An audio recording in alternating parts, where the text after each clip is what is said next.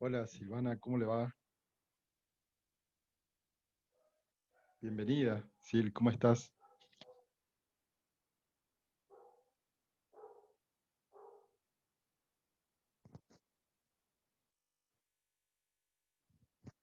¿Cómo estás, Sil? ¿Todo bien?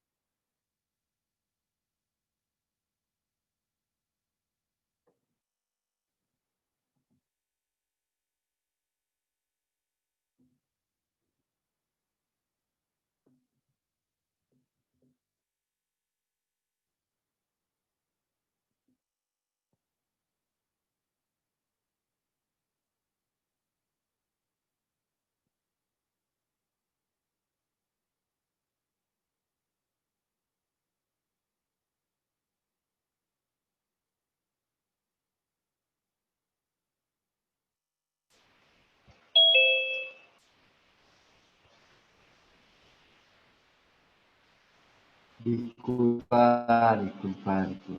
¿Me escuchás? Sí, te escucho, pero un poquito así con retraso. ¿Vos me escuchás bien? Y yo igual después voy a tener que pasar el un siempre cuando abro Zoom en la notebook se me tilda. Ah, bien. Pero ¿me escuchás bien? No te estoy escuchando ahora. Hola. Ahora, ¿me escuchás bien o no? No te estoy en la notebook. Hola. ¿Se Estoy escucha? escuchando. Hola. Sí, ahora sí estaba poniendo. Estaba, lo que pasa es lo que hice era grabar la clase. Estaba grabando. Ah, Vamos a detener la grabación. pero que le ¿Cómo dejaste es a los esto? chicos la grabación de la clase. Sí, pero ¿cómo se para esta grabación? Está grabando ahora. Mm, está bien. Bienvenido, Nacho, No sale, ¿no?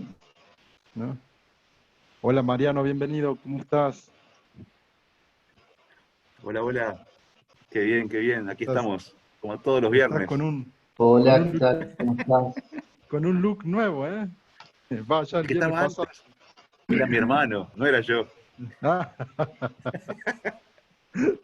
era tu gemelo. A ver. Siempre he estado pelado yo. Ahí Ahora con la pandemia me he dejado crecer el pelo y la panza.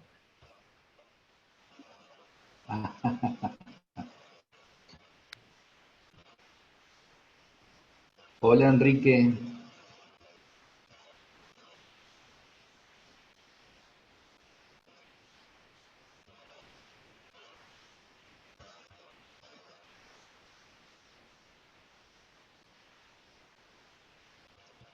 Perdón, buenas noches. Ahora sí. No, había ejecutado el link de entrada a la novena que habían posteado ahí, y claro, esperaba, daba vuelta, Ah, y no entraba. ¿Qué miércoles pasa? Y después revisé bien y era no, me había equivocado el link. ¿Qué haces? Hola ¿Cómo están, Nacho. Nacho? Ahí está. ¿Cómo va, profe? ¿Todo bien? ¿Cómo andás?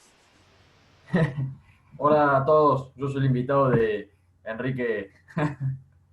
¿Cómo está, Nacho? Bienvenido a este encuentro.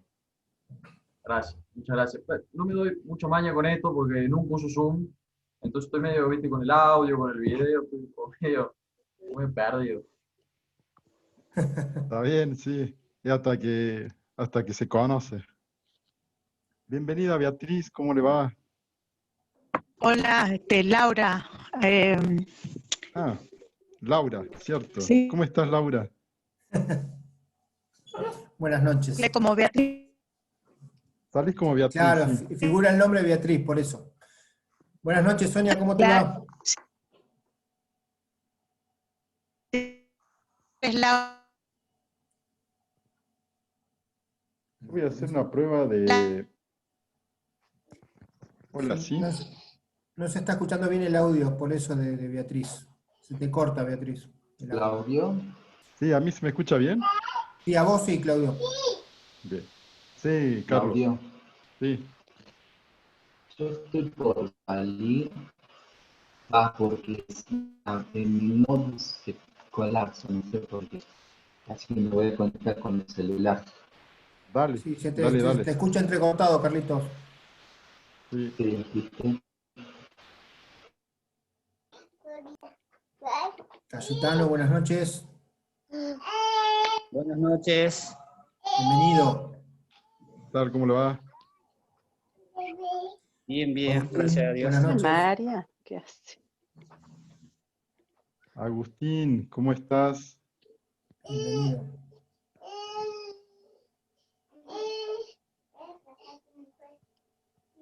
Hola, buenas tardes. ¿Cómo está, Agustín? ¿De dónde sos? Bien, bien. Aunque mi nombre primero es Agustín, me llaman Darío. Ah, bien. Ah, bien. Hola, Pancho, buenas noches. Marcos, buenas noches. Hola Enrique, hola a todos. ¿Cómo Buenas andás? noches, ¿cómo Hola, están? ¿qué tal? ¿Qué Hola, tal la buenas vida noches. de la gente linda? ¿Cómo Padre andás, Padre Marco, Marcos? Muy bien, Carlitos. che, aquí ¿Qué tal? estoy. Terminé de Claudio, almorzar. ¿qué tal? ¿Cómo estás, Pancho? Todo bien, gracias a Dios. Aquí preparando. A ver, veo si es que puedo compartir pantalla, si es que lo ven. ¿Todavía no? Marianito, ¿qué tal? Bien. ¿Por qué? ¿Qué pasó con Mariano? ¿Qué pasó? Ni siquiera Franco sabe qué ha pasado. Ahora sí. ¿Ahora se Bien. ve? Se Sí, ve, ¿no? Se ve Claudio. muy bien, sí.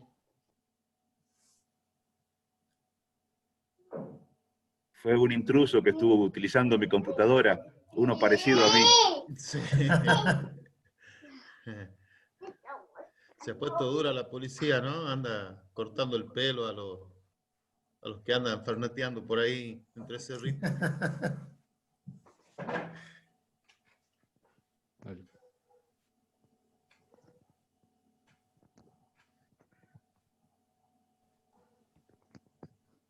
Buenas noches, Sonia. Saluda ahí. ¿Cómo están? Buenas noches. Acá con los Bienvenida. niños, así que por Hola, eso tengo Sonia. aprobado el micrófono para que... Sí, Hola no te preocupes. Sonia, ¿cómo andáis? Bien, bien, acá andamos con niños, así que ya en un ratito llega mi esposo y ahí me incorporo plenamente a la reunión. Tranquila, déjalo ser a los chicos. Fluyen, no te preocupes, fluyen solos. Qué bueno, buenas noches, Claudito. ¿Cómo Hola estamos? Sonia, ¿cómo estás? Qué lindo encontrarte de nuevo, che. Claro, siempre que puedo, acá estamos. Qué bueno, qué bonito. Sonia, te mandé un mensaje. Sí, de teología feminista. Sí, voy a ver Ah, si puedo, porque justo me coincide con un horario de clase los sábados y yo ya había hecho con Rosolino algo así el año pasado, así que me voy a poner a ver esta sí, noche sí, un sí. poquito para ver si es más o menos la misma temática. Ya había leído algo de eso, así que voy a ver qué Empieza momento me mañana, sirve. ¿eh? Sí, comienza mañana. Sí, sí, sí, sí, le estuve viendo, así que ahí voy a ver si me incluyo, me sumo. Ahí Así que está bueno, Mariana gracias, Pancho. también. Y ahora entra Bueno, Carolina Bacher, cualquier, que es la cualquier cosa encargada. que necesite avisar, ¿no? Bueno, Ahí cuidarlo a está los niños Carolina puede ser. Bacher. Sí, no tengo problema. Dale, dale, no, gracias. Le impongo las manos. Imposición. Hola Carolina, ¿qué tal? ¿Cómo estás? Hola, Bienvenida. buenas noches, ¿cómo están? Hola, Caro. Oh, Carolina, buenas noches. Hola, Caro, ¿qué tal? ¿Cómo anda? ¿Cómo anda? Bien. Bien. Acá tenemos una candidata para tu curso de mañana, Sonia. Ah, qué bueno. Estamos convenciéndola. Nada más que con Sí, los no dos suele chicos ser. que tiene, parece que... Se complica un poco, pero es posible. Y María, no hace mucho que no te veo a ti por estos. No sé si por estos lares, por ningún lado, te estoy viendo últimamente. ¿Cómo estás? ¿Bien? Buenísimo.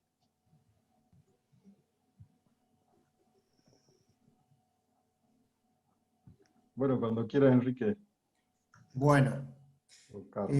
¿hay algún video de presentación? No, ¿no?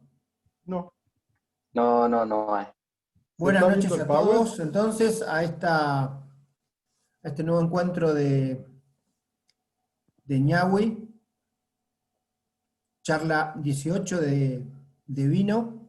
Hoy la presentación la va a hacer nuestro amigo Claudio Ramírez,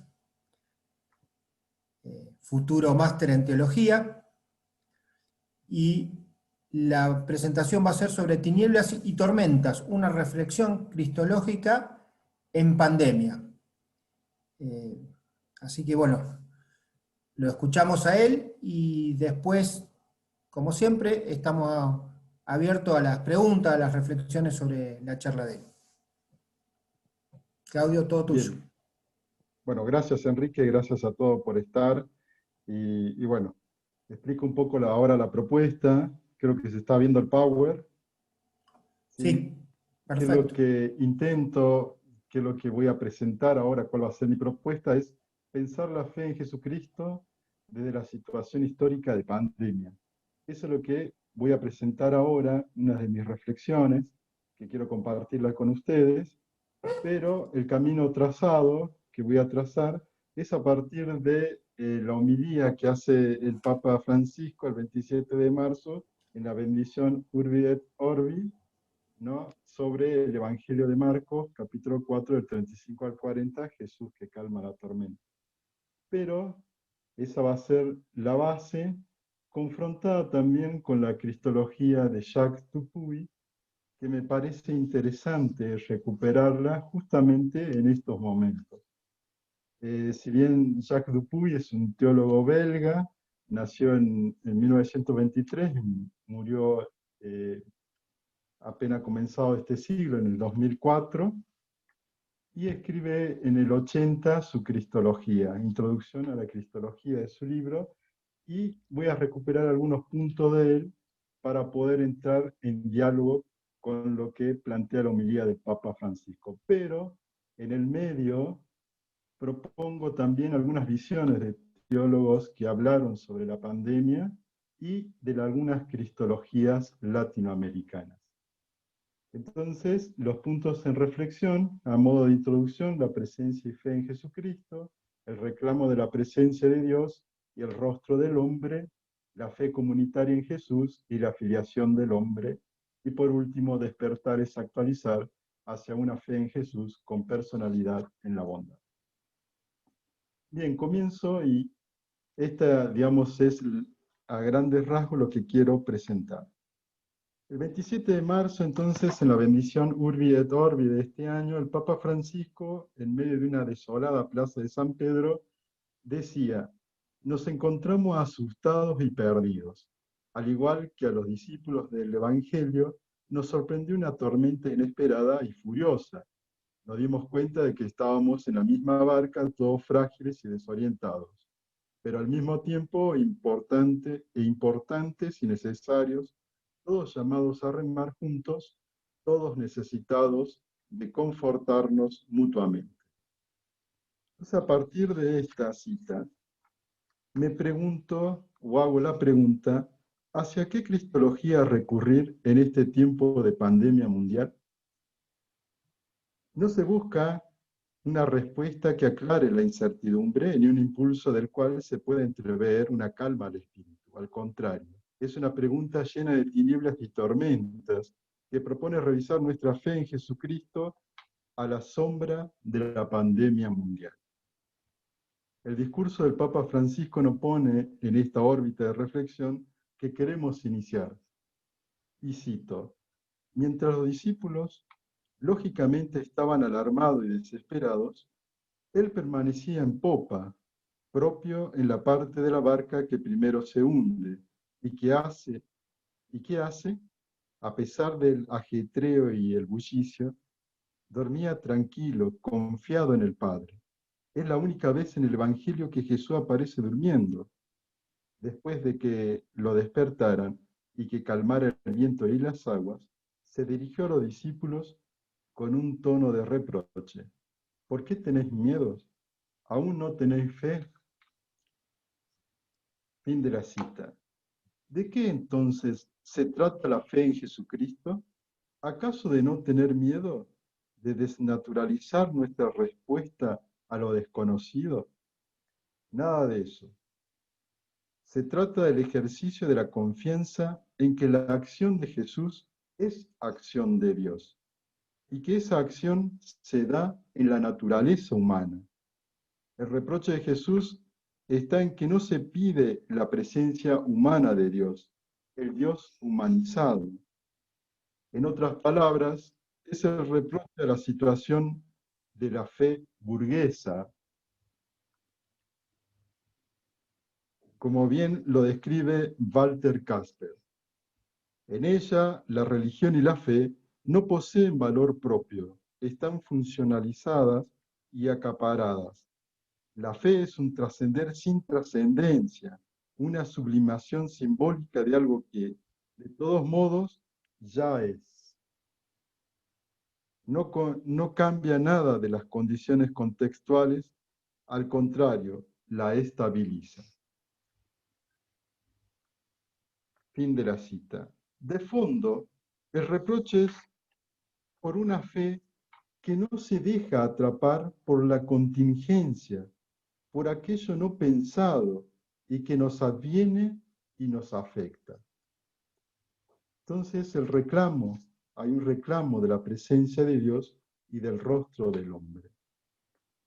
En el artículo de Bruno Forte sobre la fe en el Dios de Jesucristo y la pandemia, pone en evidencia que se ha retornado a la pregunta, a partir del dolor de la humanidad, sobre el responsable de ese dolor. Pregunta tan antigua, pero que vuelve con dramática actualidad. La pregunta no apunta a otra cosa más que a la actitud humana de buscar luces en medio de la sombra. De hecho, es la compleja forma del desarrollo de la vida en sí. En este sentido, Mercedes Navarro abrirá el camino de luz en la fe en Jesucristo.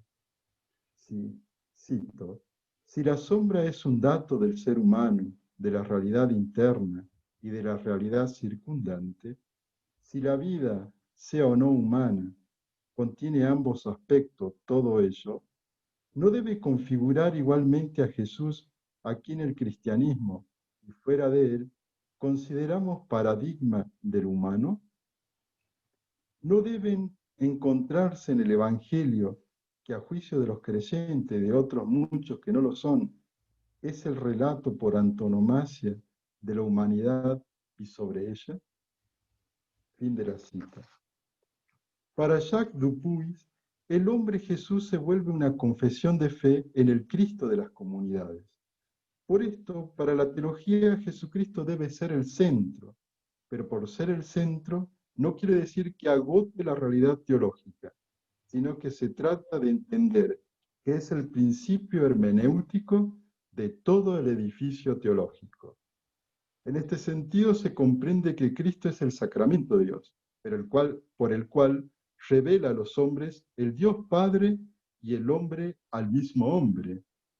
Es así que Dupuis afirma que el cristocentrismo reclama el teocentrismo.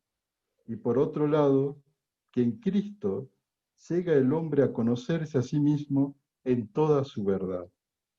En este sentido se ha de pensar en una cristología que reclama la presencia de Dios en nuestra situación histórica actual de pandemia, y por otro lado, una cristología que reclame la presencia, el rostro del hombre que vive la incertidumbre de este tránsito histórico ante Dios.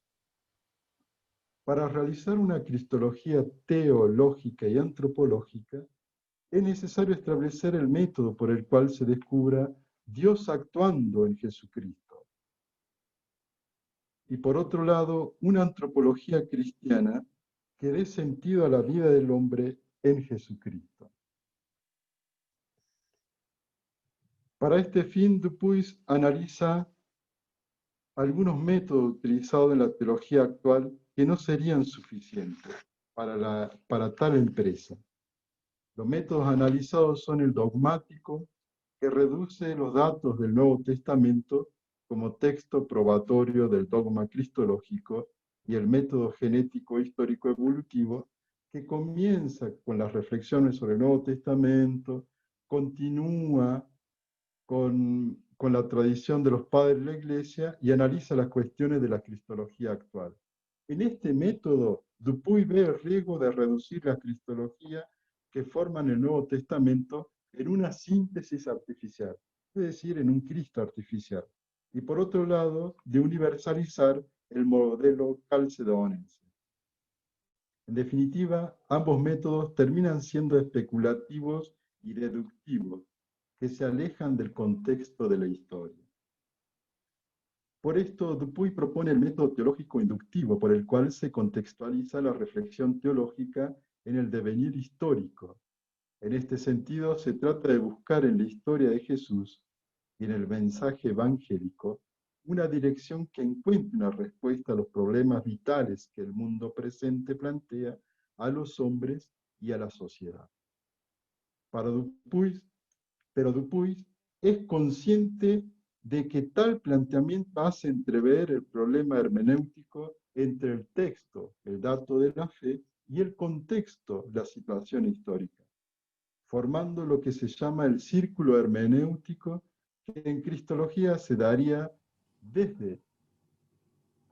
Claudio. Sí. No se ve la presentación, no sé si dejaste de presentar o qué pasó. A ver. Vuelvo un ratito a la presentación.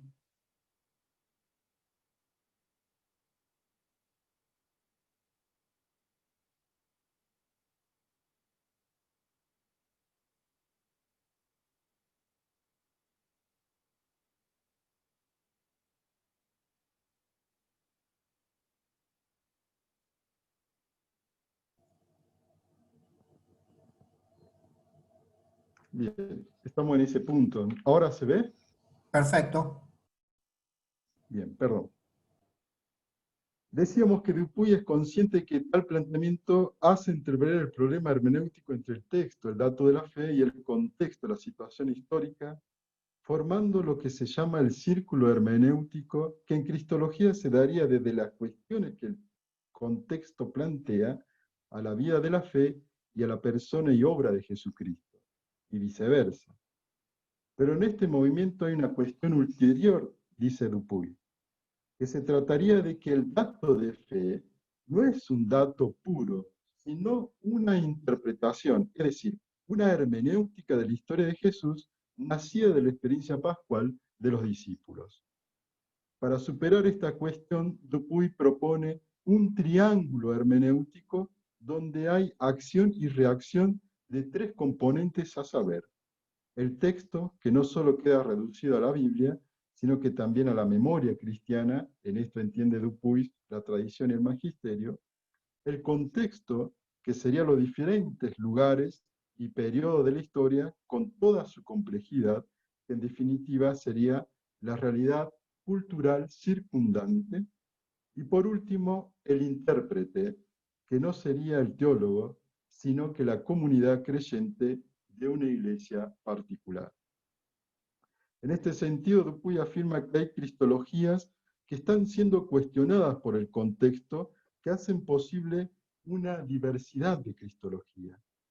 En nuestro contexto, entonces, no puede haber una cristología de puros milagros e intervencionista, un Cristo artificial, sino una cristología de comunidad que sea sostenida en la fragilidad humana.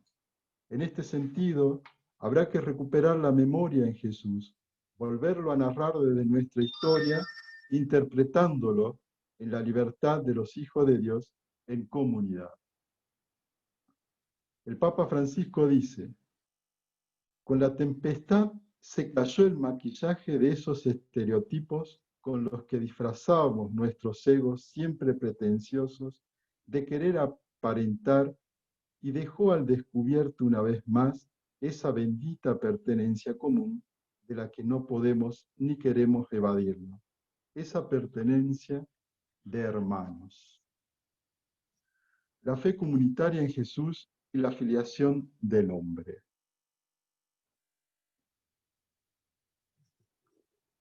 Para George Augustin, la crisis del coronavirus marcó un destino no solo a un pueblo, sino a toda la humanidad. Y cito: el coronavirus ha pillado desprevenido al mundo como un ladrón nocturno. Cuando la enfermedad se difundía en la ciudad china de Wuhan, la opinión pública mundial no podía imaginar que a partir de ahí iba a desarrollarse una pandemia.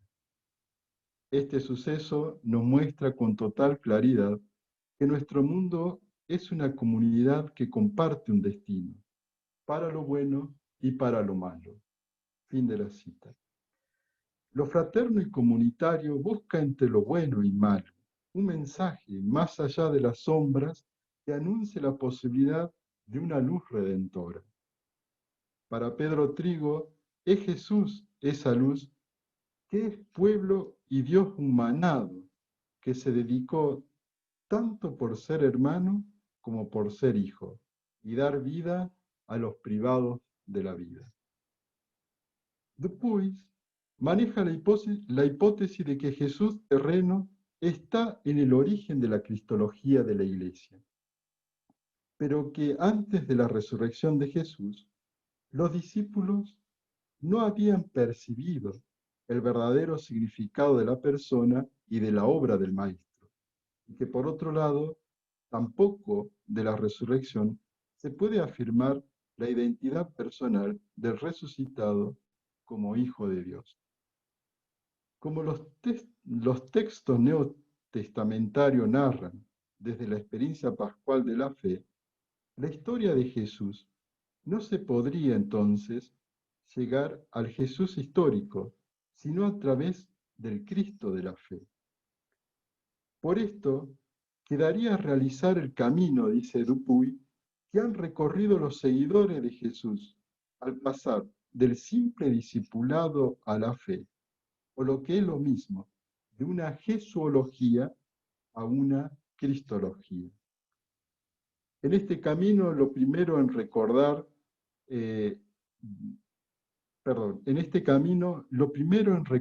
desde la experiencia pascual es la misión de Jesús marcada por la predicación del reino de Dios, en el cual Dios manifiesta su gloria y que está presente y operante en la misma persona de Jesús, actuando de manera escatológica.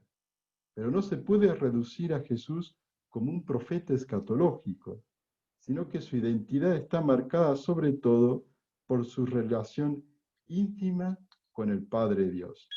Y dice Dupuy,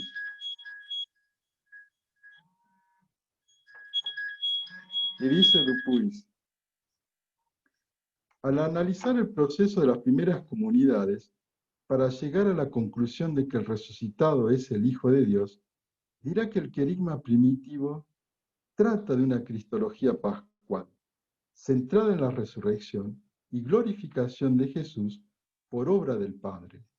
Su exaltación es una acción de Dios sobre Jesús en favor nuestro, y advierte que este es el proceso de una cristología desde abajo, pues parte de la realidad humana de Jesús transformada gracias a la resurrección. Pero también hubo una reflexión en las primeras comunidades que, partiendo de la preexistencia de Jesús como verbo, fue el camino inverso, el de la cristología desde arriba.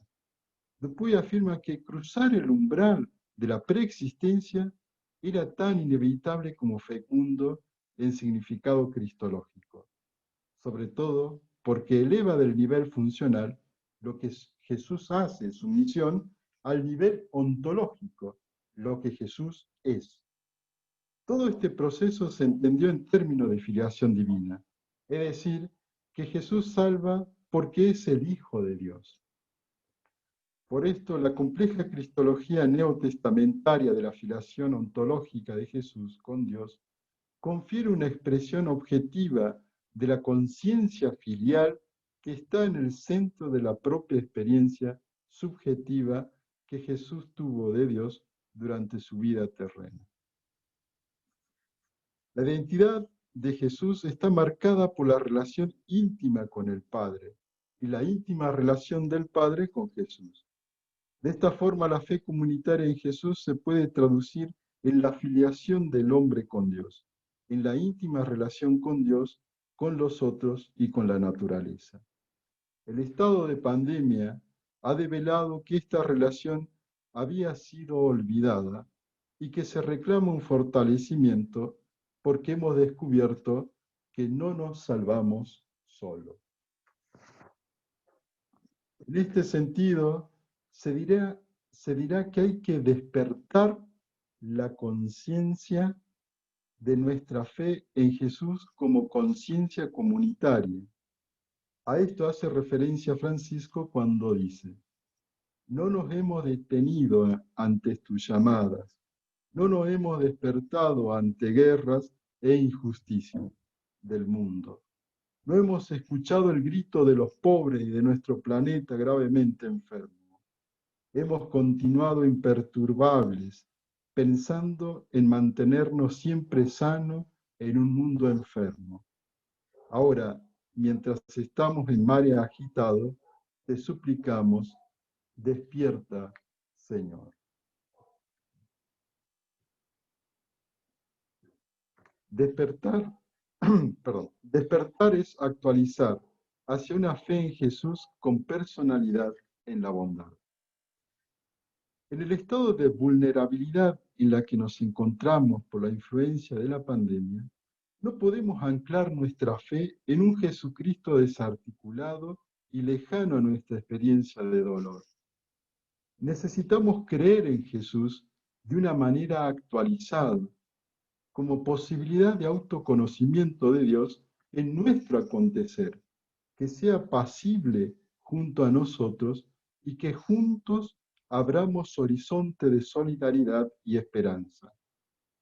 Por esto no es suficiente decir que Jesucristo es verdadero hombre y verdadero Dios, que en él acontece la unión de las naturalezas sin mezcla ni confusión, sino que hay que integrar como una unidad orgánica al Jesús que cree en la bondad del Padre unida a la cruz.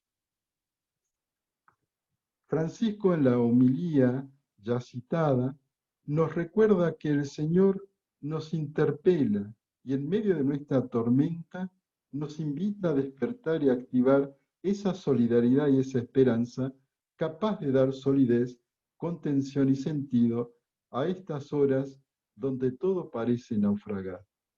El Señor se despierta para despertar y avivar nuestra fe pascual.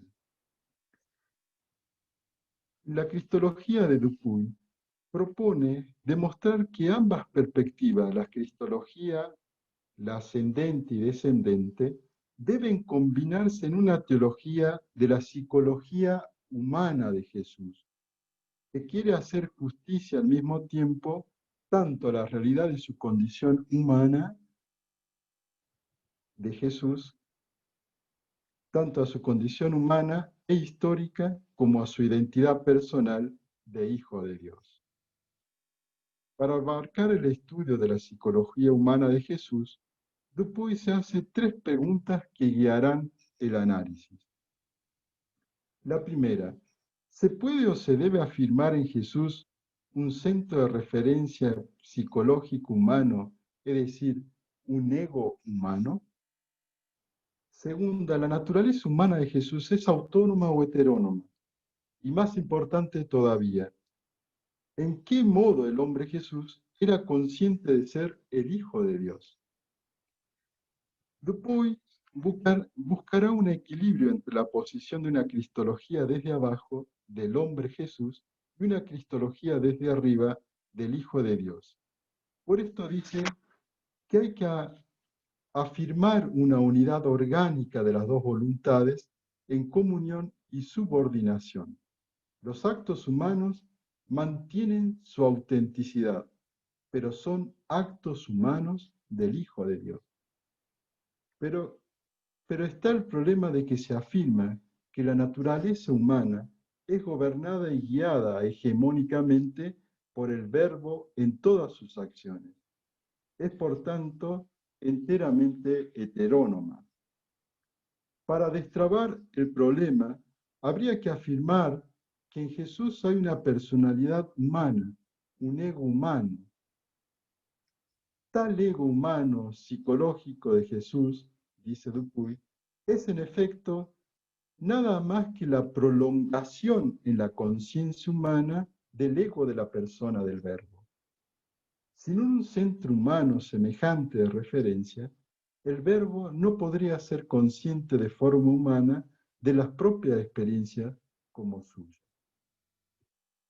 Ante el problema de la autonomía o heteronomía de la naturaleza humana de Jesús, Dupuy afirma que esta naturaleza es autónoma, porque la sustancial autoexpropiación, dice Dupuy, que es decir, la autotransferencia, no apropiación de lo divino en lo humano, la autoapropiación de la naturaleza humana unida hipostáticamente al Verbo, no quita para nada su espontaneidad. Por lo tanto, la psicología humana de Jesús es semejante a la nuestra. En cuanto a la conciencia de Jesús de la propia filiación divina, habría que decir que en Jesús hay una conciencia subjetiva de su divinidad. Esto quiere decir que la conciencia humana es propia del Verbo, mientras que la divina es común a las 3 personas divinas. La autoconciencia humana de Jesús, por el contrario, introduce una relación del diálogo, yo-tú, entre el Padre y el Verbo encarnado. La relación dialógica, esta apertura de un yo a un tú, fundamento de la personalidad de Jesús y de toda personalidad, aparece como el nuevo horizonte de transitar la pandemia, desde nuestra autoconciencia relacional. En este sentido, George Augustine dirá, cito, el ser humano que está en relación con su Creador sabe que esta relación con Dios es el presupuesto fundamental para una relación equilibrada consigo mismo, para una convivencia reconciliada con los otros y para una relación sana con la creación. El hombre que confiesa a Dios como su Creador sabe que nosotros no podemos sostener la creación sin el Creador. Hay que llegar al conocimiento de que la naturaleza no es todo, de que en la naturaleza puede haber fuerzas hostiles que ponen en peligro la vida. Por eso hemos de aprender a ver nuestro mundo desde la perspectiva de Dios. ¿Y cuál es entonces esa perspectiva? Hay un texto de John Sobrino en su libro Jesucristo Liberador que puede darnos pista para responder esta pregunta. Y cito el texto. Decir que para Jesús Dios es algo bueno puede parecer un mínimo, pero es sumamente importante.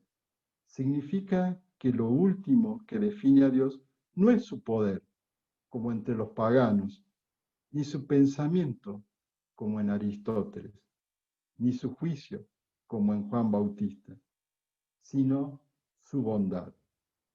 Jesús está convencido de que Dios es bueno con él y de que es bueno para los hombres. Fin de la cita. La perspectiva entonces tiene que ser la bondad. Y con esto voy finalizando. Quizá deberíamos proponer, o quizá debería de proponer, una cristología de la bondad del Padre que podría ser el camino terapéutico para sanar las heridas de estas tinieblas y tormenta en medio de la realidad pandémica. Gracias.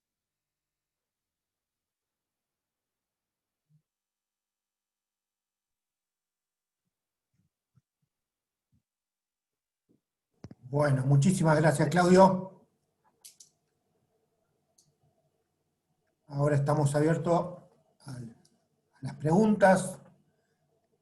¿Alguno que quiera comentar o ayudarlo a Claudio a poder dialogar con este tema que nos ha presentado?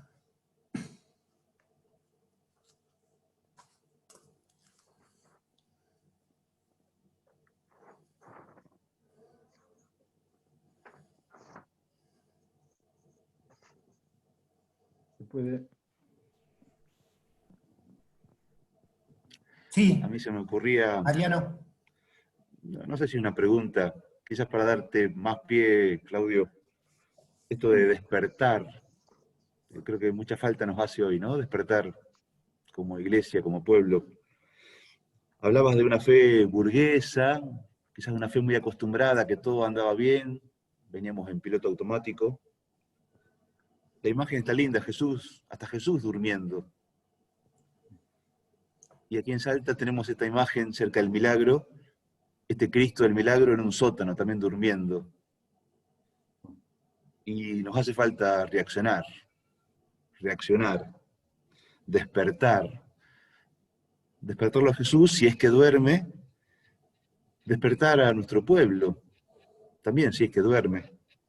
O los dormidos somos nosotros, ¿no? Los que estamos dirigiendo, acompañando un pueblo.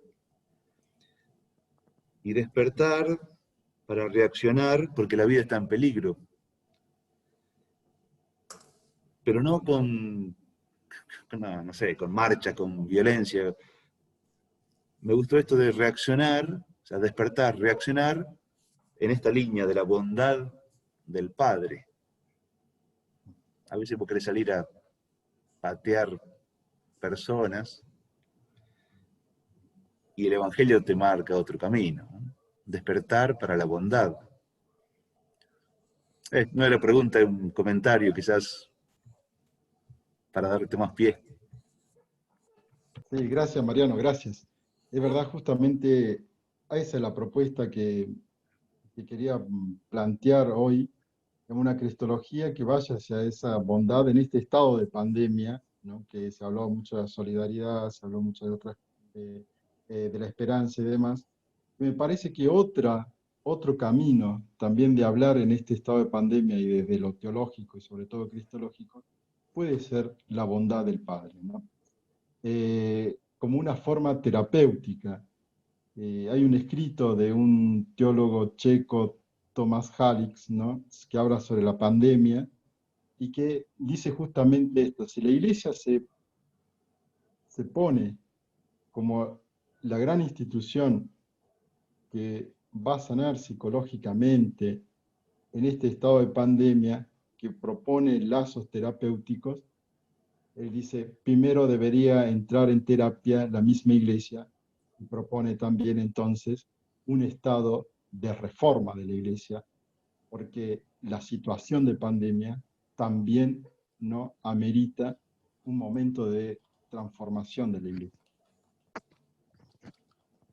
Y un punto, digamos, que me interesaba mostrar era justamente esto, ¿no? A partir, dialogando con Dupuy y su cristología, ¿no? Que me parece muy actual para esto, podría mostrar este Jesús, este Dios humanizado, que lo que nos muestra en esta humanización de Dios es justamente la bondad. Gracias, Mariano.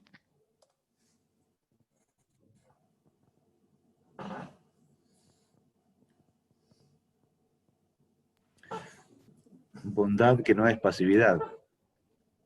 No, totalmente no. Por ahí, Claudio, vos hablaste continuamente de este Dios humano, ¿no? Y nombraste varios autores, utilizaste a Dupuy, utilizaste a Sobrino, bueno, al Papa, y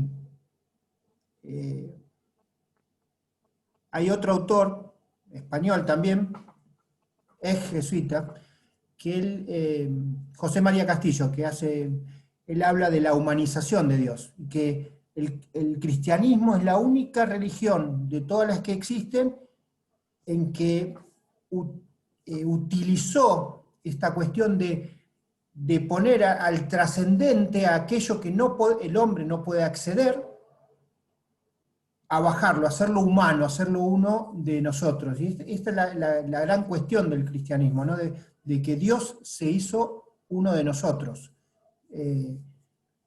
distinto a cualquier otra religión. Y esto de dormir, que decía ahí Mariano, es interesante porque es algo propio del hombre, ¿no? El hecho de dormir, de descansar, como otras tantas, pero es esto, ¿no? En los evangelios muestra esta cuestión de gestos muy humanos de Jesús, entonces es ponerlo también en un horizonte de perspectiva igual que a cualquiera de nosotros. Esto que le pasa a Jesús nos pasa a cualquiera de nosotros. Por eso, esta cuestión del Dios hombre, ¿no? de uno más, y lo que después le va a decir a Felipe, ¿no? En la pregunta que Felipe le hace en el Evangelio de Juan. Muéstranos al Padre, ¿no? O sea, no, Felipe, tanto tiempo hace que me conoces, y ¿cómo podés decir que no lo viste? Quien me ha visto al Padre, ¿no? Esta cuestión me parece que es el único que nos puede llevar a este Dios trascendente al cual no tenemos acceso. Al menos en esta vida, ¿no? Sí, gracias, Enrique. Justamente ahí, ¿no? Habla de la personalidad, ¿no? Esa fe con personalidad de la bondad. Quiere decir esto, una autoconciencia, ¿no? Una autoconciencia relacional, es decir, que necesito, ¿no? De esta relación, Jesús necesita relación con el Padre para poner en evidencia la bondad, y nosotros necesitamos nuestra relación entre nosotros y también con el Padre para que esa bondad sea efectiva.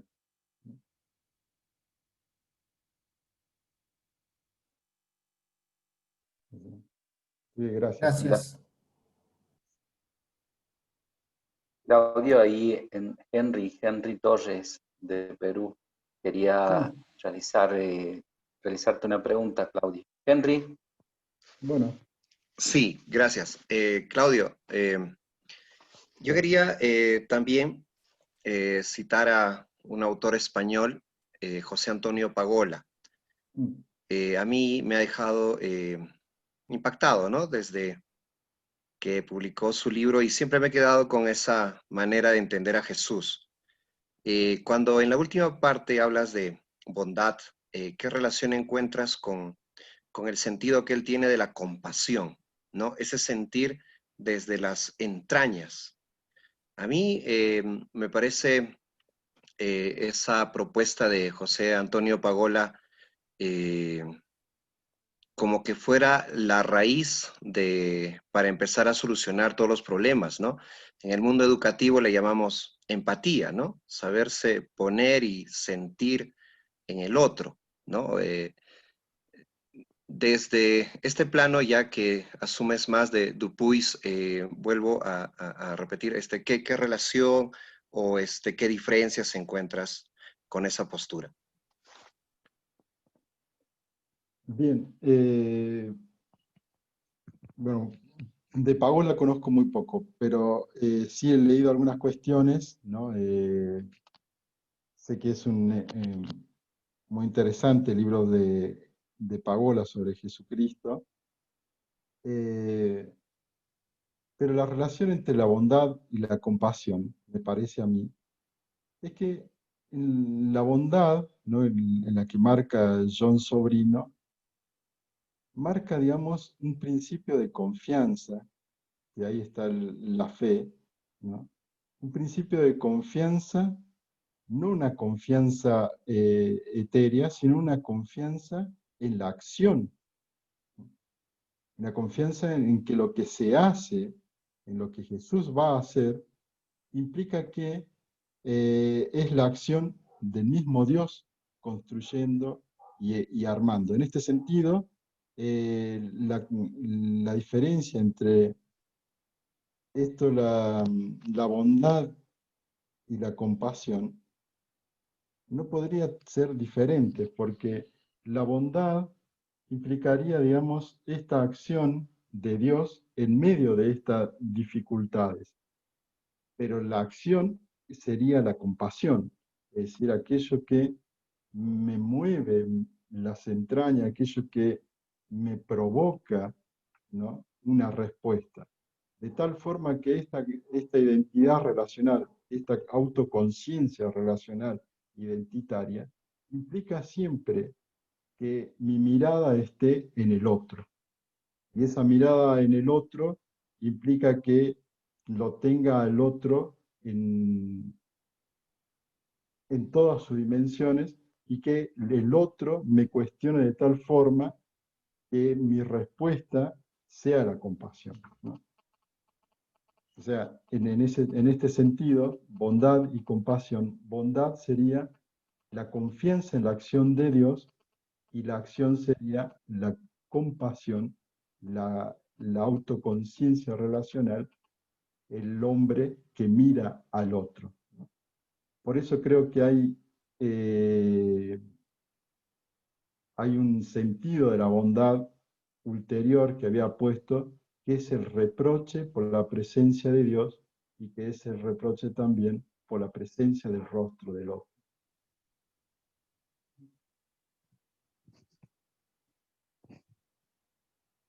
No sé si ahí te respondí, Henry. Sí, sí, Claudio. Ahora, una pregunta más complicada que ya un poco sale, pero me da la iniciativa de hacerlo, ¿no?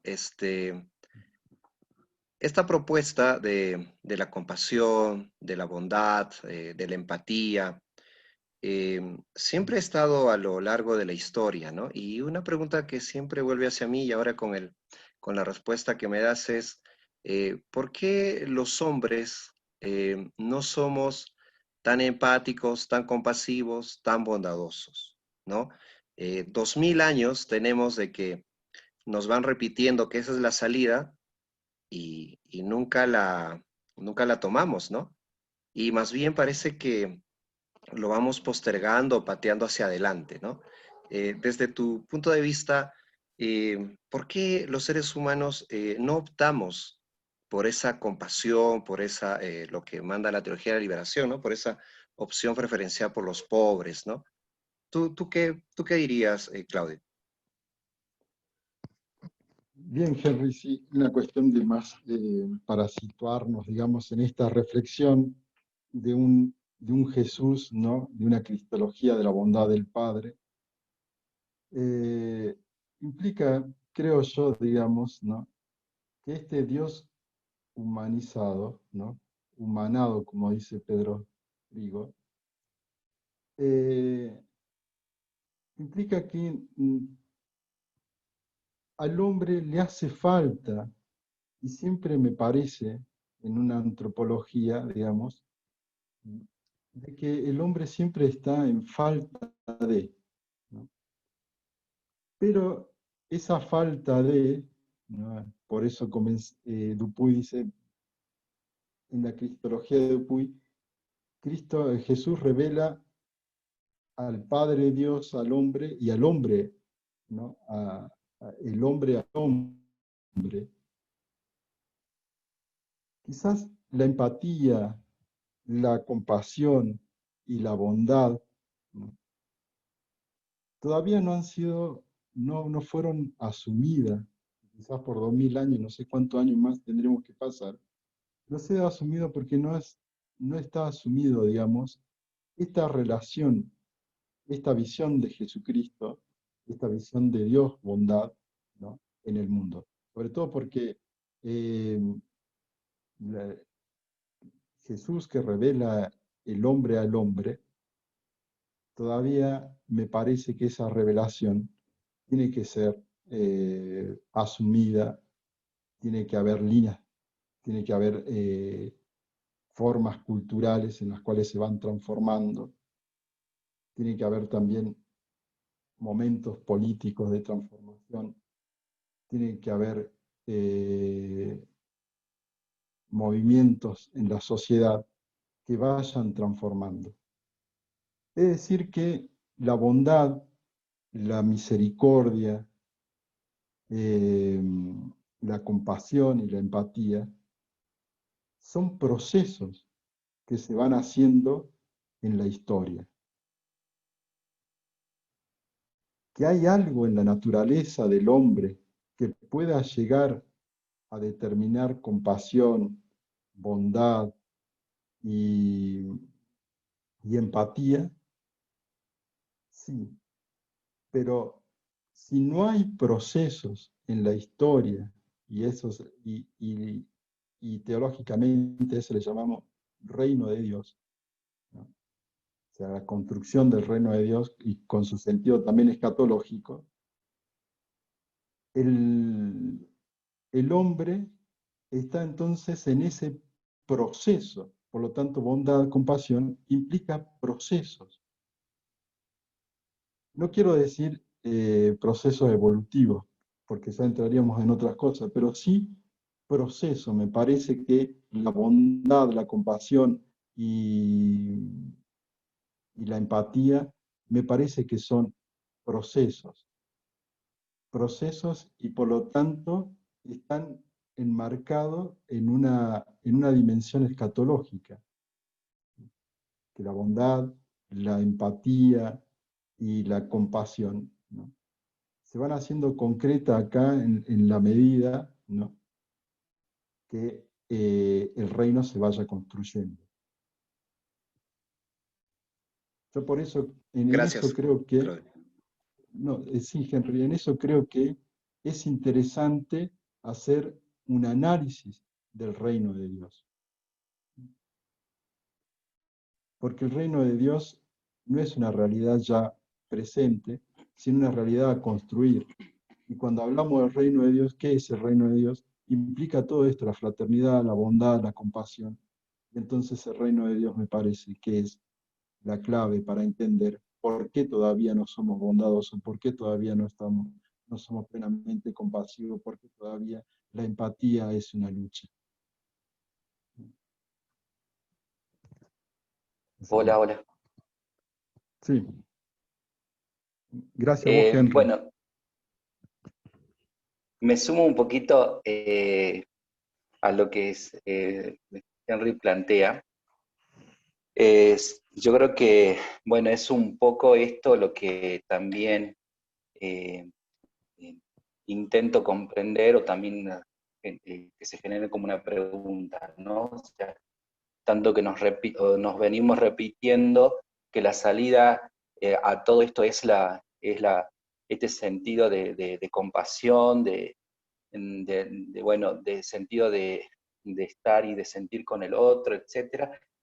Pero creo que hay algo que, creo que hay una experiencia subjetiva y también colectiva, que es la que no se termina de dar quizás de una manera mucho más profunda, que es la conmoción, ¿no?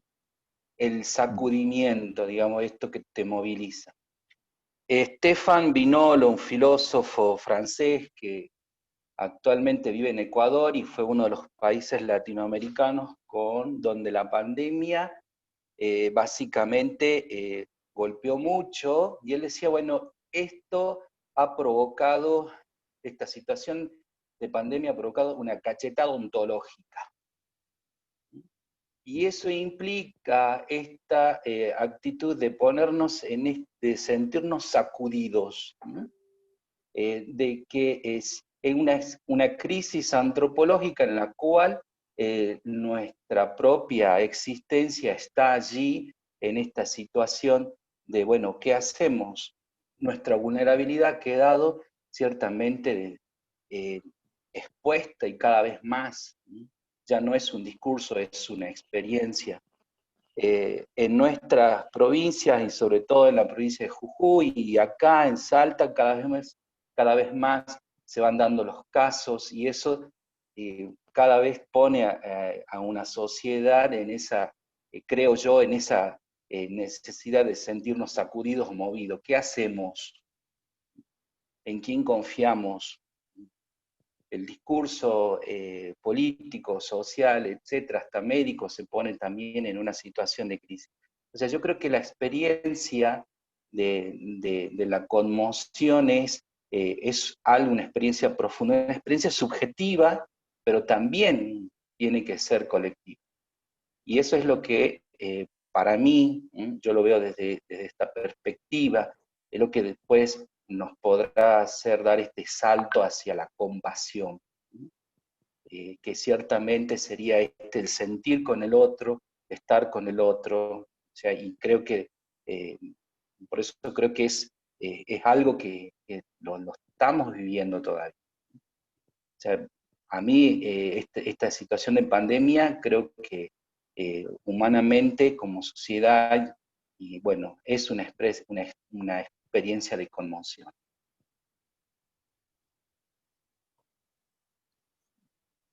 Sí, Carlos, de verdad eso, ¿no? Sobre todo me gusta este término de la cachetada ontológica, porque en el texto que acabo de presentarle y demás, implica también en estas tinieblas y tormentas, ¿no?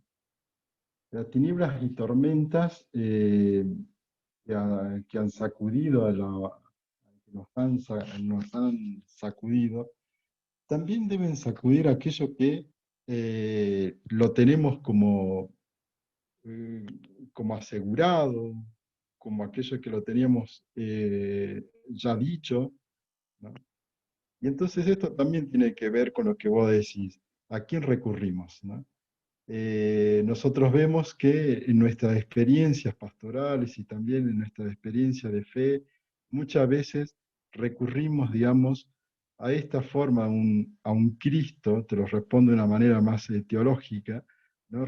Respondemos a un Cristo del cual queremos que nos solucione, del cual queremos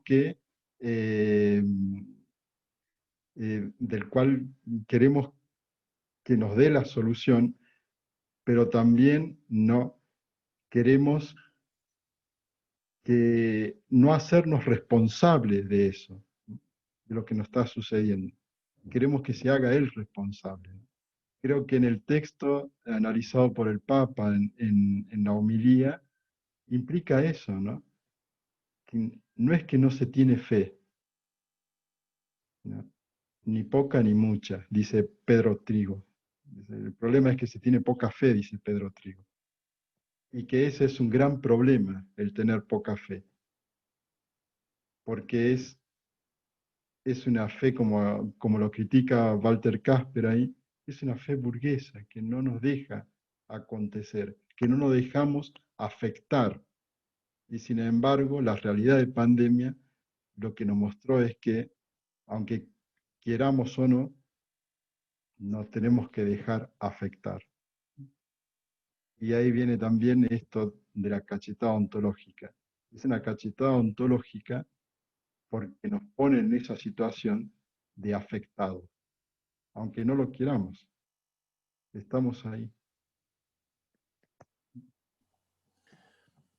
Claudio, para ponerle o redondear con lo que estaban diciendo recién, ¿no? Quizás la pregunta pasa, no sé si por un Dios burgués, sino más bien por la pregunta en qué Dios creemos, ¿no? Digo, con esto de cuando también Henry hacía la pregunta sobre la comparación entre bondad y compasión, con lo de Carlitos recién, ¿hay verdaderamente a lo largo del tiempo, creemos en el Dios de Jesús o o nos hemos hecho un Dios a nuestra imagen? Esa es la cuestión. Justamente eso, Enrique, la idea de presentar hoy esto es justamente que nos pongamos a pensar, ¿no?, en quién estamos acudiendo, y en quién estamos acudiendo es preguntarnos también en qué Dios creemos, ¿no? Por ejemplo, el libro de Walter Casper, El Dios de Jesucristo, pone ahí en evidencia ciertas cosas que nos hemos construido alrededor de esta idea de Dios, y que cada vez esa idea de Dios o queda relegada a un grupo, o en la idea de Dios, ¿no?, se va amoldando a lo que uno espera, uno quiere, ¿no? Y sin embargo, la idea de Dios va mucho más que eso, es una idea de Dios que nos invita a salir de nosotros, que nos invita a encontrarnos con los otros. Yo creo en ese Dios que nos invita, ¿no?, a encontrarnos con los otros.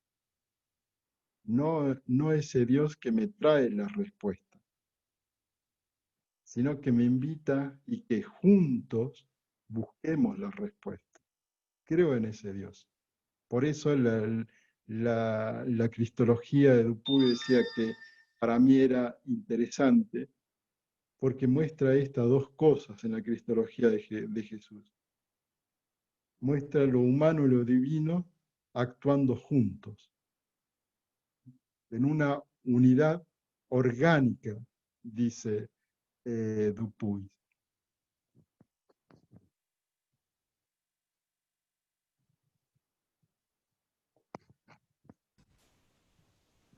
Gracias, Claudio.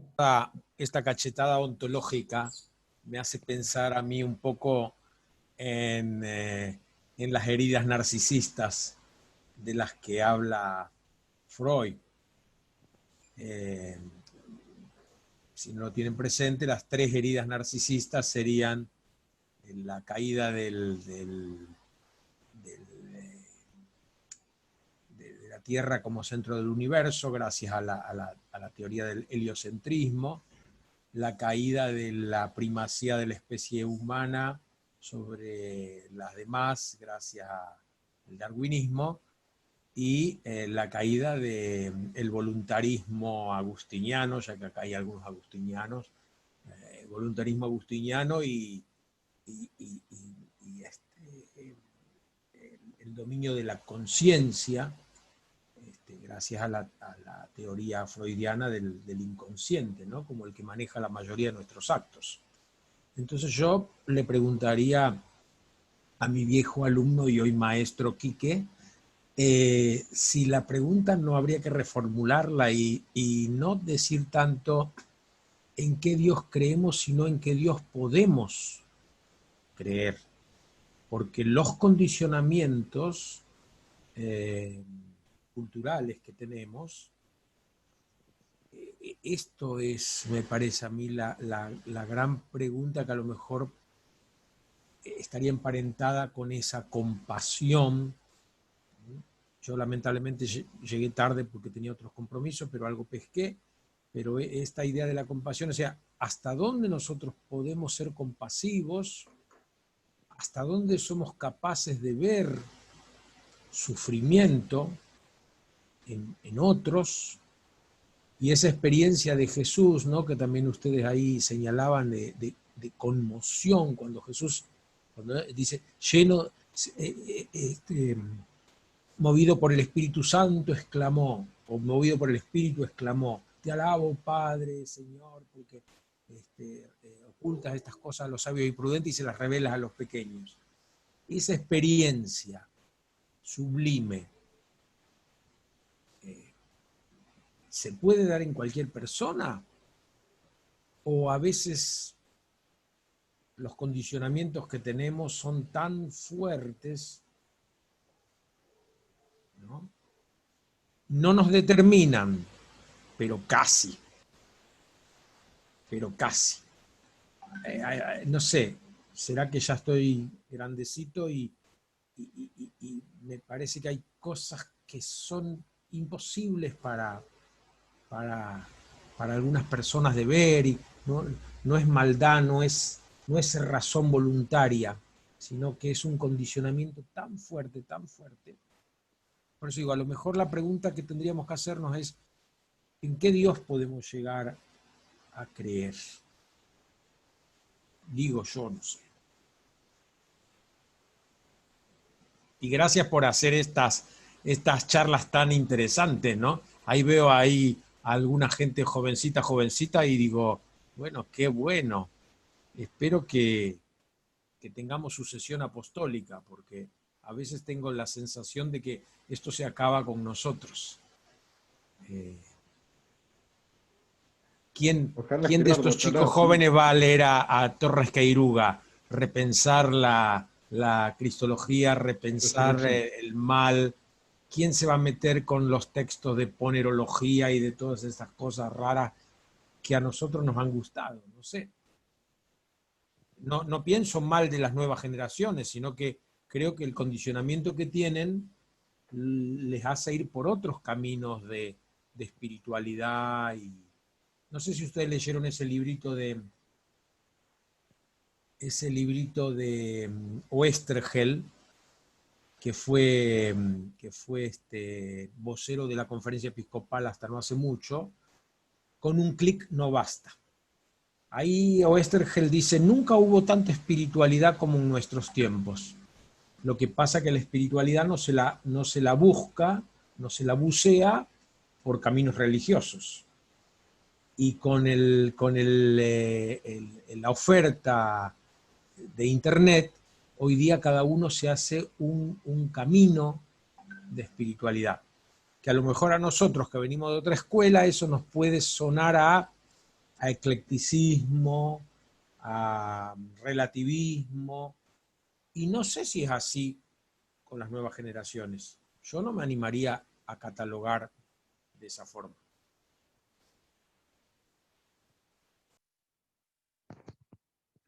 Muchas gracias, Gerardo. La verdad que me quedo con lo tuyo, que va a poder ampliar mi reflexión, y te lo agradezco un montón, Gerardo, sobre en qué Dios podemos creer.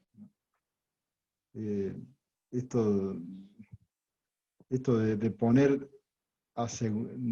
poner cosas como seguras, de repente no hay nada seguro. No podemos construir, digamos, cosas en las cuales creemos tenerlas seguras. Y yo creo que la experiencia también, en mi experiencia como padre también, veo, y hablando de esto de las nuevas generaciones y demás, aparece como un deseo y a la vez como un grito, digamos, ¿no? de que este nivel de espiritualidad y demás, ¿no? También en su diversidad, también nos cuesta entender. A mí me cuesta entender, digamos, el nivel de relaciones que por ahí tiene mi hijo con sus amigos y el nivel de comprensión que él tiene. Y ya eso, ese encuentro con ese otro, ya me desarticula.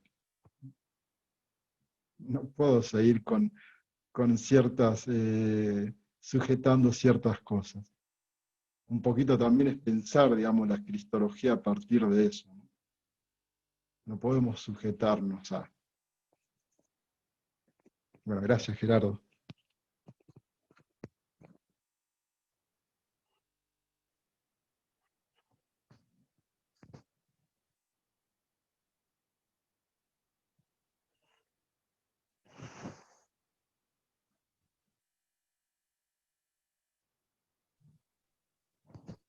Bueno, no sé si alguien más quisiera participar con alguna resonancia, con algo que le haya interesado.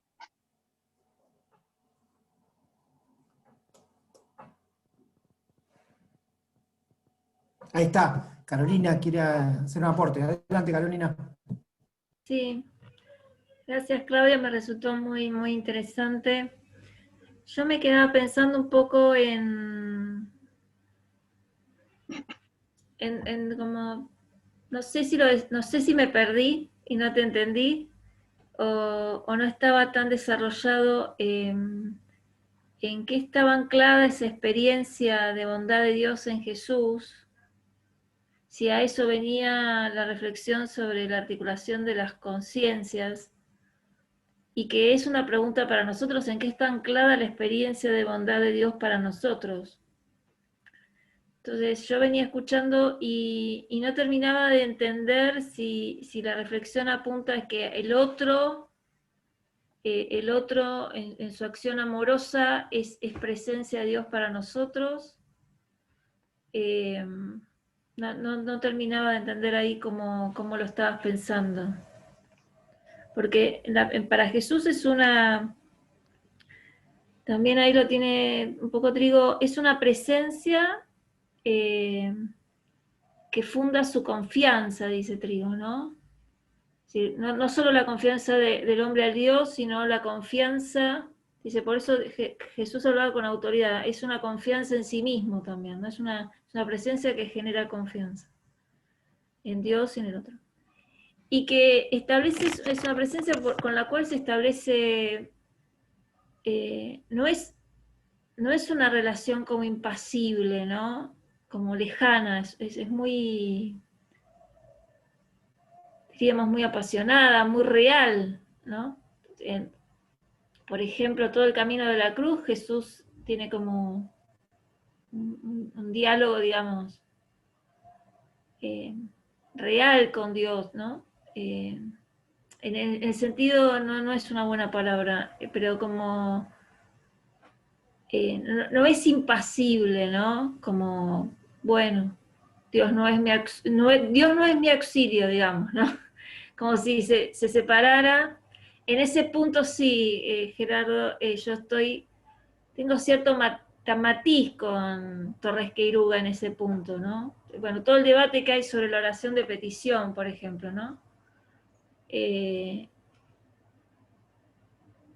Entonces también hay reflexiones, dice, bueno, es una oración que sí que pide, aunque no tenga respuesta, porque es confianza, es un poco esa línea, ¿no? Es un diálogo en confianza, ¿no? Si pensara que necesariamente va a recibir, sería utilitarista. Es una relación de confianza, ¿no? Pero un poco en qué apoya esa confianza. Y es una pregunta para nosotros, ¿en qué apoyamos nosotros esa confianza en esa presencia amorosa? ¿No?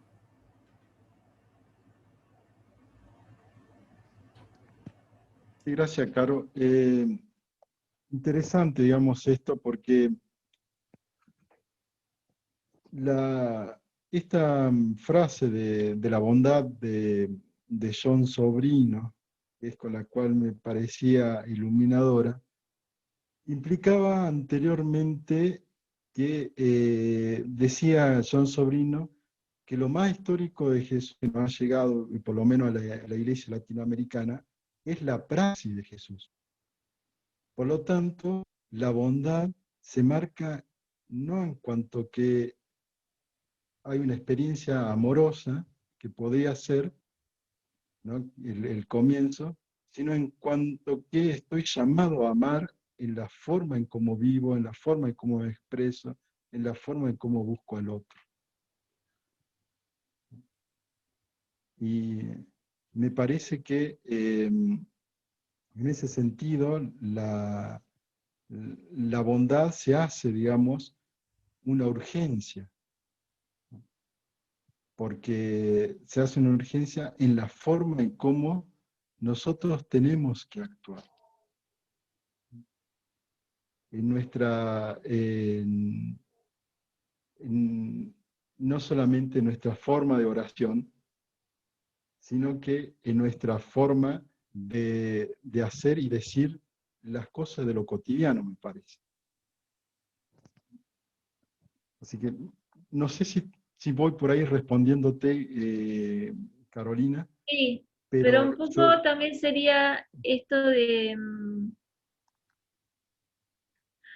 un punto amamos, tenemos capacidad de amar, también en diálogo con lo de Gerardo, porque hemos sido amados, digamos, si no tuviéramos experiencia de ser amados, no tendríamos como esa capacidad de desarrollar amor, ¿no?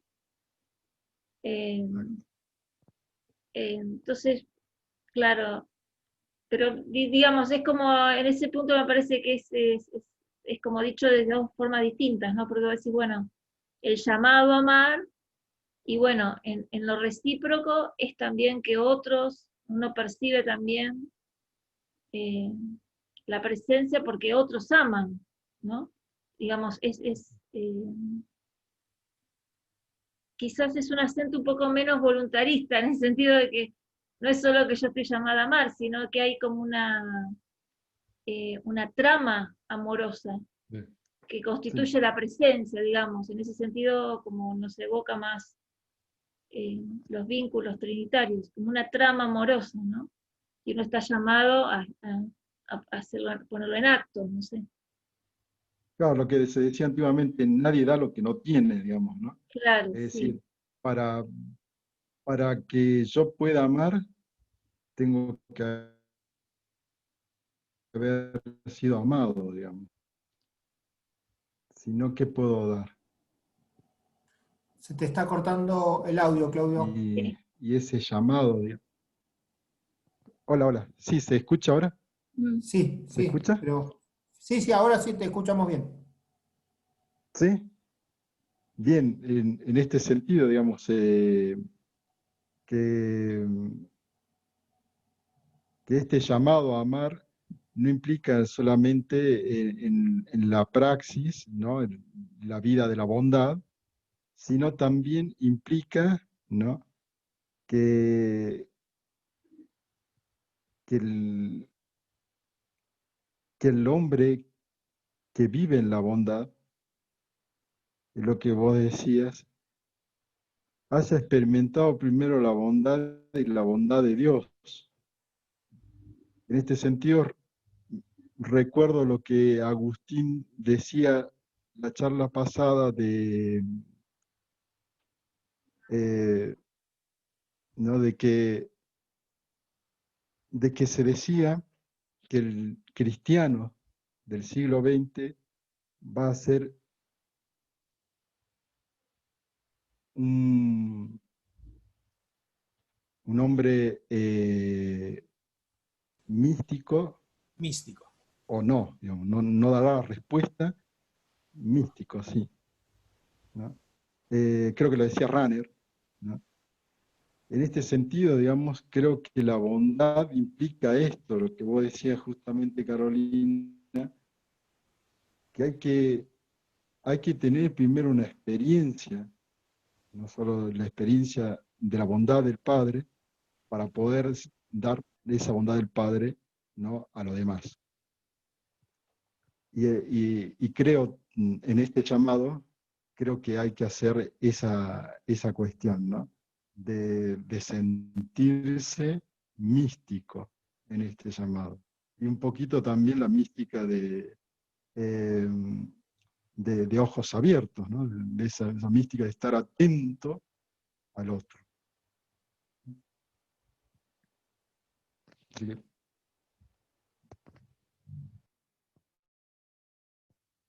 bye. No sé si te terminé de responder, Carolina.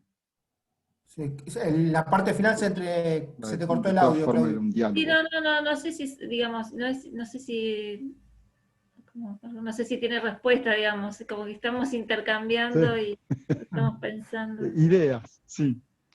Sí. Sí, sí, te agradezco mucho, sí, sí. La verdad que por ahí esta propuesta justamente es largar lo que pensamos para poder construir juntos. Y a esta propuesta de Gerardo que decía, ¿en qué Dios podemos creer? Entonces, la idea es que lo que nosotros decimos en este grupo, ¿no?, es para ir construyendo juntos. Que uno solo no puede decirlo todo, sino que lo podemos decir en comunidad.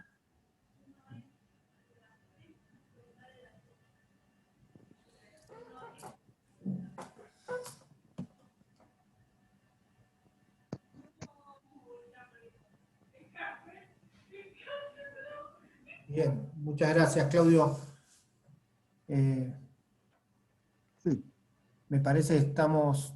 no sé si queda alguna pregunta ahí, por ahí hacían unos comentarios en el chat Alfredo y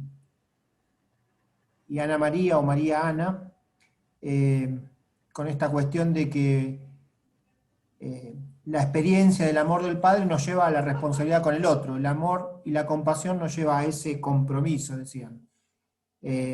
Alfredo decía que, bueno, este Dios hay que buscarlo en el propio corazón. La cuestión es esto que, bueno, poco volvemos por ahí a esta idea de Gerardo, ¿no? En qué Dios podemos creer. Creo que esta construcción, entre comillas, que somos cada uno de nosotros, es lo que nos lleva o nos aleja de Dios, de alguna manera, ¿no? Nuestra propia historia, nuestra propia vida.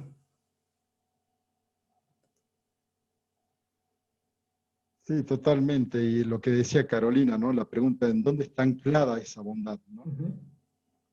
Y justamente ahí la bondad está anclada en eso, en las experiencias, en la autoconciencia relacional, en la experiencia, lo que decía Carolina, en la experiencia de mi relación con el otro. Por eso es interesante, digamos, poner a esta reflexión un punto trinitario también. Reflexión trinitaria en cuanto que relación y comunión. Yo digo, yo lo quiero a Mariano como hermano porque Dios es mi padre y ahora que se sacó la barba y se cortó un poco el pelo está más decente y bueno, lo quiero más. Yo lo quiero a él como hermano porque hice experiencia de Dios como padre, o hago experiencia de Dios como padre porque a él lo quiero como hermano.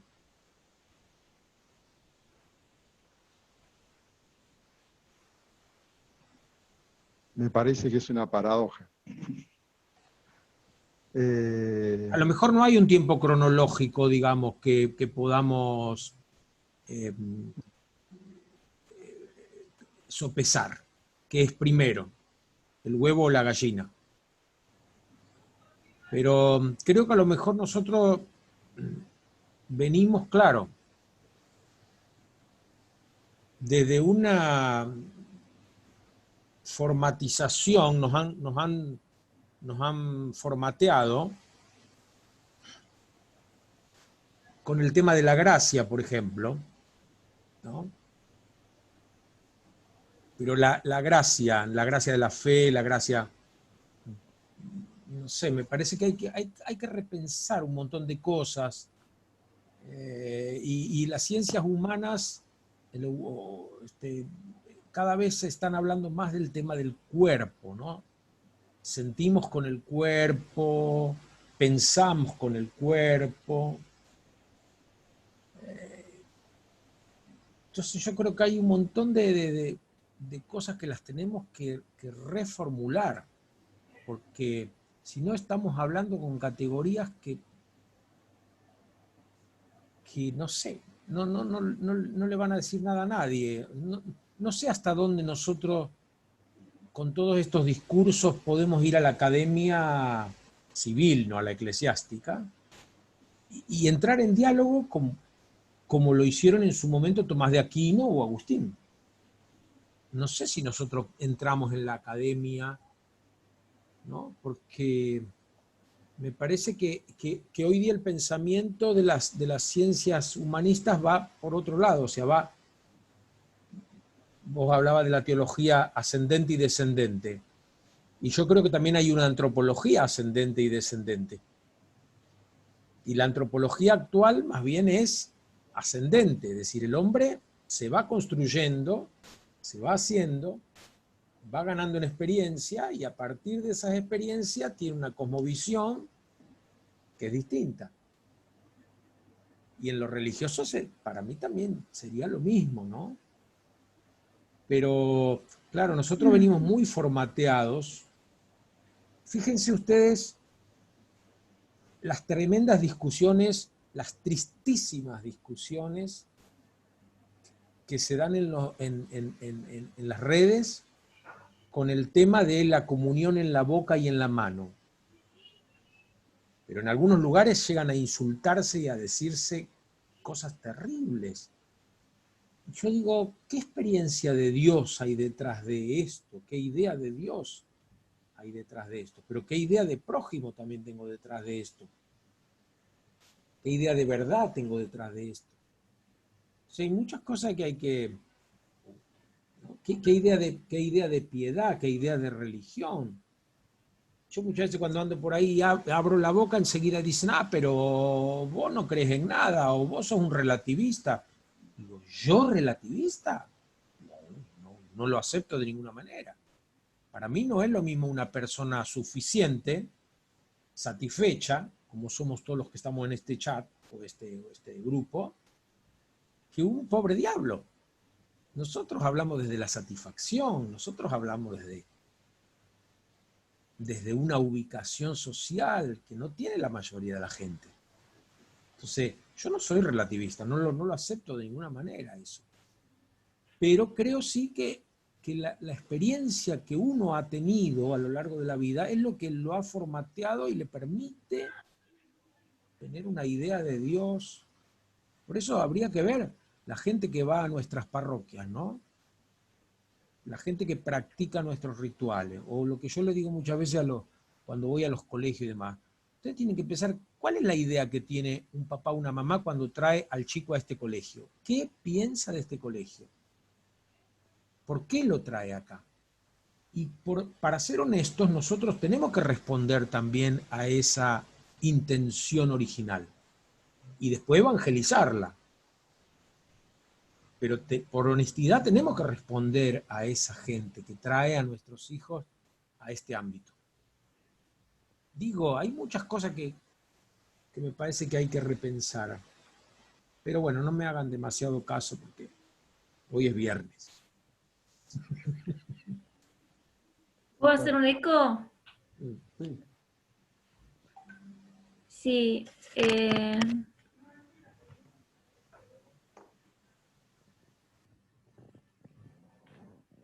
Yo lo que intenté expresar es que la experiencia que te constituye no es solo la experiencia de amar, sino de ser amado. Y eso es un proceso progresivo, no un padre lejano, no una cosa desde arriba, sino es holística y circular. Pero quería poner como un acento que no era solo un acto dador de nuestra parte, sino también que era recíproco, ¿no? Y en esto también hay muchos acentos hoy contemporáneamente en esta mirada, ¿no? Entonces, yo quizás me expresé mal, pero yo intentaba poner esa dinámica un poco, que creo que también estaba en Jesús. Es trinitaria, pero también pienso que estaba en Jesús, ¿no? Este tema de cómo Él se configura en los encuentros, por ejemplo, bíblicos, cómo aparece la dinámica de encuentro configurándolo también en su identidad. Entonces, en ese sentido lo pensaba, como una construcción circular, y que ese amor abreva en la interacción, ¿no? En esa interacción, no solo en algo dado. Ese es el acento que yo quise poner, ¿no? Pero no en el sentido de planos trascendentes inmanentes o arriba abajo, sino como de interacción.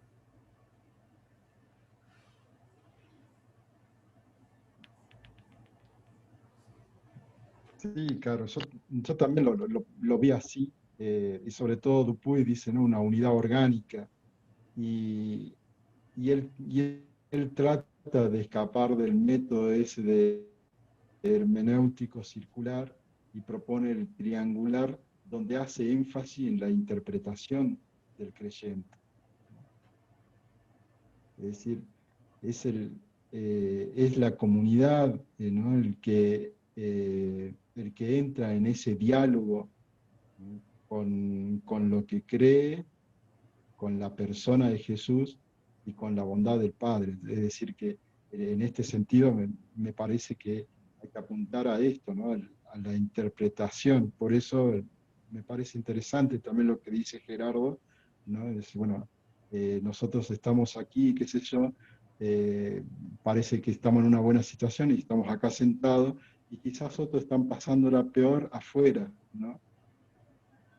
Pero me parece que en este aspecto y en este espacio también, y desde nuestro espacio culturales también, podemos interpretar a Jesús para salir justamente de esas interpretaciones circulares hermenéuticas, ¿no? Para poder ir hacia eso, hacia aquellos que sufren. Me parece que hay que romper con eso.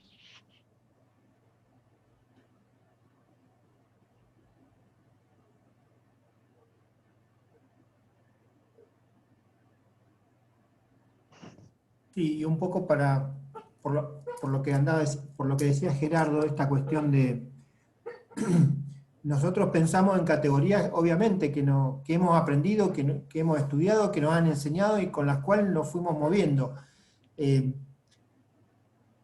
Y en esto vuelvo a tomar a Dussel diciendo esto de que de alguna forma la filosofía, y acá también ponemos tranquilamente a la teología europea, nos ha colonizado. Entonces tenemos que empezar a hablar también con categorías o con palabras o términos que tengan que ver con nuestra actualidad y con nuestra realidad argentina, latinoamericana, de cada lugar donde estamos presentes, donde vivimos y con la gente que interactuamos. Esta es la cuestión.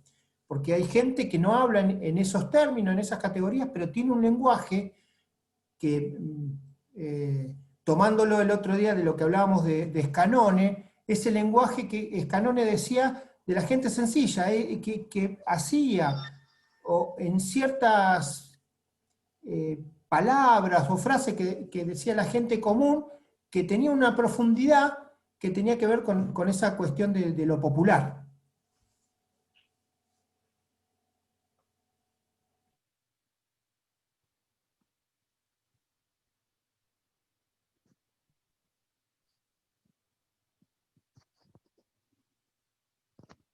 Si de esto no hay una experiencia, digamos, si de estas reflexiones no se hacen vida, y por ahí me parece ¿no? que estarán muy bonitos estos encuentros, ¿no? Pero también de generar, digamos, la bondad del Padre. No solamente se lo dice acá, sino también me parece que hay que hacerlo no en una manera asistencialista, como decía Carolina, sino como de una manera, de una forma de vida, que se haga forma de vida. Yo creo que la otra vez el mensaje del Papa también hablaba de esto, de la solidaridad como forma de vida. Yo creo que creer en Jesucristo, ese Jesucristo que creía en la bondad del Padre, implica también a nosotros ponernos en esa situacionalidad de creer en esa bondad que es posible. Y si creemos en esa posibilidad, me parece.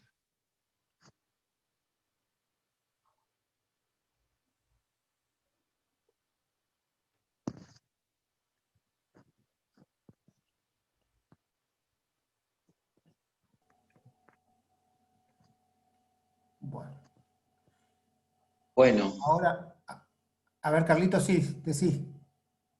No. No sé cómo vamos con el tiempo. Bueno, en lo personal, la verdad que a mí me gustó, Claudio. O sea, me causan muchos interrogantes, eso sí. Tu propuesta y sobre todo este pensamiento en particular, ¿no? Por ahí estuve anotando algunas ideas, frases que por lo menos a mí me van a invitar de algún modo a leer o a contrastarlas con algo que es propio de mi formación, que es lo filosófico, ¿no? O sea, esto de la experiencia subjetiva de Jesús, de Dios, o sea, que realmente el acento en la subjetividad hoy, en la construcción o sea, en este proceso de creer, implica ciertamente un aspecto subjetivo, pero también anoté esto que dijiste, la fe en Jesús como una conciencia de lo comunitario, que me pareció también muy, muy interesante, y ahí por ahí voy relacionándolo con algunos conocimientos que tengo, que propiamente tienen que ver con esto de la filosofía latinoamericana, o sea, de plantear como punto de partida lo que decía Scanone, ¿no es cierto?, esta dimensión del nosotros, ¿no? Del nosotros estamos, como ese punto de partida de lo comunitario, desde el cual emerge una sabiduría, ¿no? Una sabiduría que tiene también su modo de nacer desde allí, de la experiencia de la vida del pueblo, en todas sus circunstancias, ¿no? Y hoy pensar en un contexto, a partir de la pregunta, bueno, que se tiró allí por parte de Gerardo, ¿no?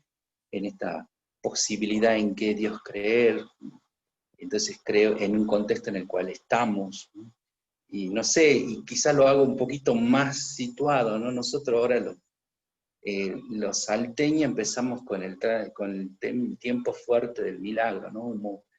Digo tiempo fuerte porque ciertamente eso impregna toda la vida social, ¿no? Cultural, y hoy va a ser diferente, ¿no? Va a ser totalmente diferente la experiencia religiosa de una espiritualidad del milagro, va a ser diferente porque no van a haber peregrinaciones, ¿no? Van a ser los grandes ausentes, no van a haber peregrinos llegando de la Puna o de la zona ¿no es cierto?, o sea, de los valles, de la zona de Anta, etc. Y era todo un acontecimiento. Creo que eso también, por lo menos, a mí me invita a también ver desde esta categoría de este teólogo, de una hermenéutica o de ese triángulo hermenéutico que justamente vos planteabas, ¿no? O sea, intentar ver qué es lo que tiene como para decir. O sea, a mí me pareció bastante, me inquietó en varios temas, ¿no?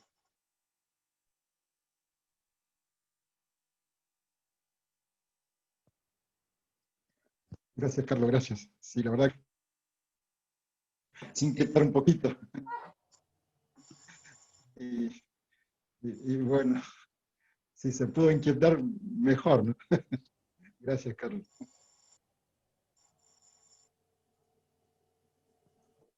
Bueno.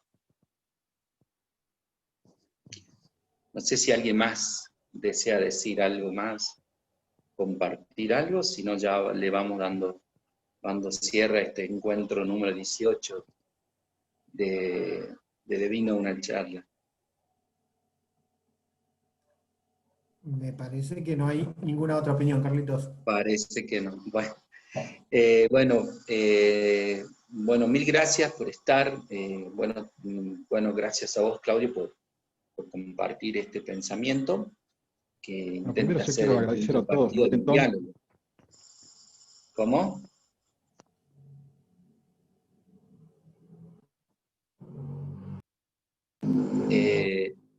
Se te cortó el Bueno, audio, entonces, Claudio. No, déjame agradecer si se me escucha. sí, sí. Ahí, agradecerle a todos ustedes por haberme escuchado y por haber participado también, ¿no? Y que las reflexiones y los aportes para mí son súper valiosos. Así que muchas gracias a todos.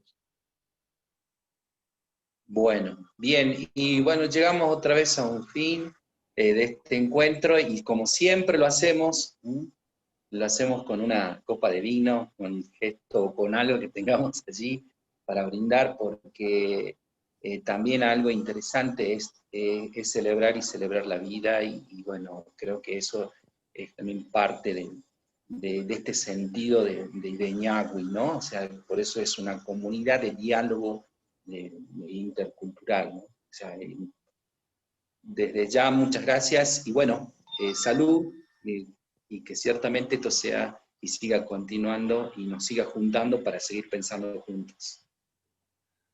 Muchas gracias y bueno, nos estaremos Que encontrando enciendan en las otro. cámaras, así podemos ver, que enciendan las cámaras, así podemos ver y sacamos una foto. Gracias. Gracias, Muchas Claudio, gracias, saludos a todos. por lo expuesto, por ayudarnos a pensar. Muchas Gracias gracias a a ustedes. todos y bienvenidos a los nuevos y ojalá que sigan siempre uniéndose a esta comunidad. Salud. Salud, salud. Muchas gracias, Salud. Claudio. Buenas noches.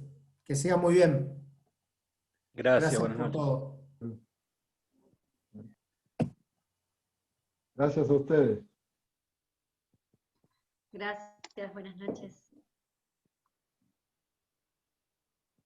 Gracias, un abrazo Marcela, gracias por estar. Gracias Ariel. Gracias, buenas noches. Gracias, Gutiérrez. Buenas noches, buen fin de semana. Gracias Silvi. Gracias. Un gran abrazo. Gracias Ariel, un gran abrazo. Gracias igualmente. No te olvides del tutorial, Ariel.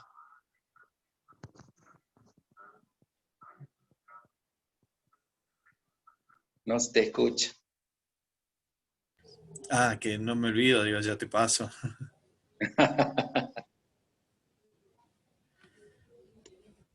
Nos vemos. Dale, nos vemos.